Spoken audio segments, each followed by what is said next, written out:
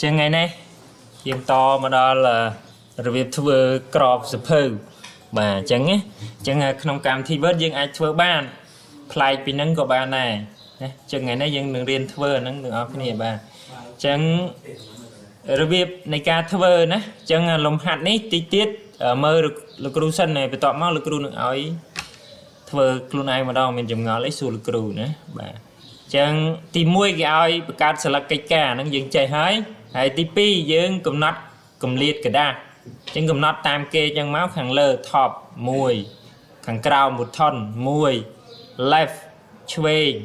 15 right ស្ដាំ1បន្ទាប់មកគេតុបតែង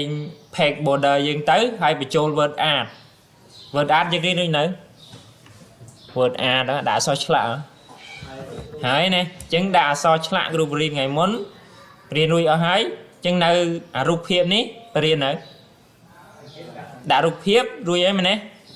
បាទអញ្ចឹងនៅតែស៊ុំនេះមែនទេនេះនៅតែស៊ុំនេះទេអញ្ចឹងណាអញ្ចឹងដើម្បីដាក់ស៊ុំ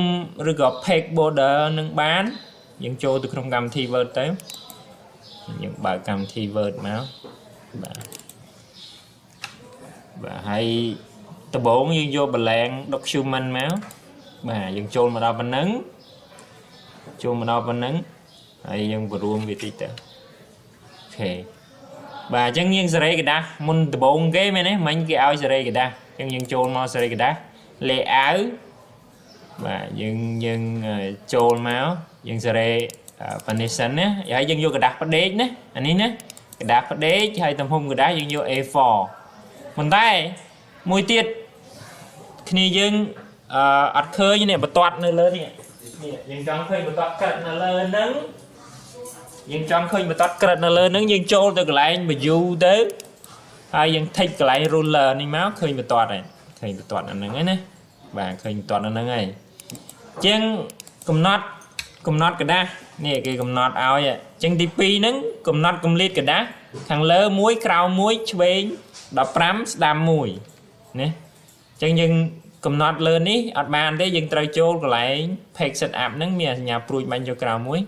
យើងចុចចូលមកនេះ page setup កន្លែងហ្នឹងចុចមួយមកអូខេអញ្ចឹងគេកំណត់ top មិញមែន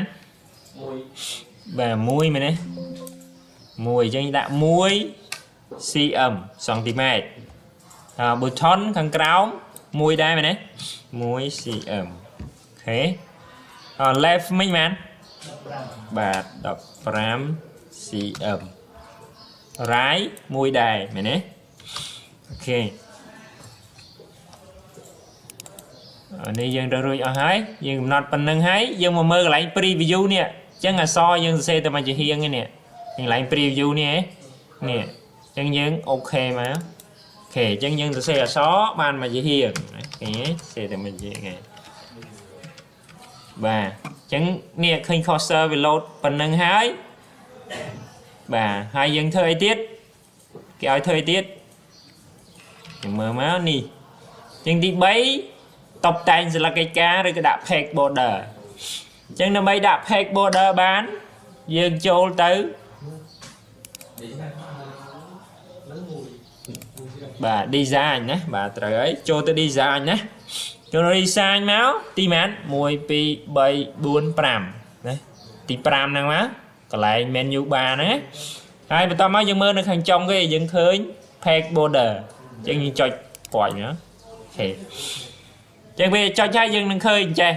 ណាអូខេយើងឃើញផ្ទាំង page border and shading នឹងមកបន្តមកយើងមករើសកន្លែង art នេះកន្លែង art នេះកន្លែង art នេះណាអូខេអញ្ចឹងយើងរើសកន្លែង art នេះមកយើងនឹងឃើញស៊ុំផ្សេងណាអញ្ចឹងលោកគ្រូដាក់ឲ្យដូចក្នុងលំហាត់យើងប៉ុន្តែយើងអាចរើសផ្សេងពីនឹងបានឃើញទេឧទាហរណ៍លោកគ្រូដាក់មួយនេះអញ្ចឹងទៅឃើញទេបាទអញ្ចឹងកន្លែងហ្នឹងកំណត់ style របស់ស៊ុំរបស់យើងហើយឡើងមកលើបន្តិចយើងនឹងឃើញមានកម្រាស់ width របស់វាយើងអាចបន្ថយវាតិចទៅបាទបន្ថយវាក៏បានដាក់ត្រឹម20អីទៅក៏បានដែរអូខេបន្ទាប់មកយើងចូលមក option កន្លែងនេះ hai dân vô bịa lại miso from nó dân vô take dân vô take chẳng máu hai dân click ok hai dân ok chạy nhảy thế hai dân tôi sẽ so màu dân sẽ so mấy dân đã vượt ad đó dân cho insert máu hai dân đã vượt ad máu hai dân rơi nào mùi các bạn này hai dân tôi sẽ so cho vào đại màu thế dân đã máu mùi chẳng đã tiết copy với các bạn p